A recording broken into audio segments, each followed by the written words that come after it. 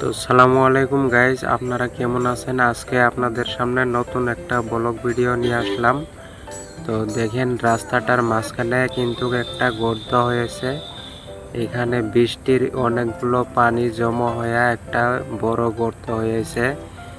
এই গর্তটাতে কিন্তু পিলপিলি একটা পাল্টে গেছিল। তো গাইজ, আপনারা দেখেন, গর্ত কিন্তু অনেক বড়। দিনের মধ্যে নহলেও হাজার হাজার গাড়ি চলছে, কিন্তু কারো চোখে পড়ছে না। হাজার হাজার গাড়ি গেতাছে, তো গাইজ কারো চোখে পড়ছে না। তো গাইজ দেখেন, সাইকেল যাচ্ছে, পিলপিলি যাচ্ছে, বাইক যাচ্ছে, মারুতি যাচ্ছে।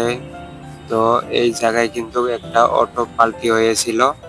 তো গাইজ আমি কিছুক্ষণ দেখার পর ভাবলাম যে আরো অন্য ক্ষতি হতে পারে। তার জন্য একটা আমি চাচাকে ফোন করে বললাম যে আপনি এখানে আসেন, আপনার জন্য একটা কাজ আছে।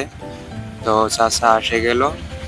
আসার পর কাজটা ভালো করলো না খারাপ করলো, আপনারা প্লিজ কমেন্টে জানাই দিবেন। তো আমি চাচাকে ফোন করে আনার পর কিন্তু কাজটা কমপ্লিট করে গেল।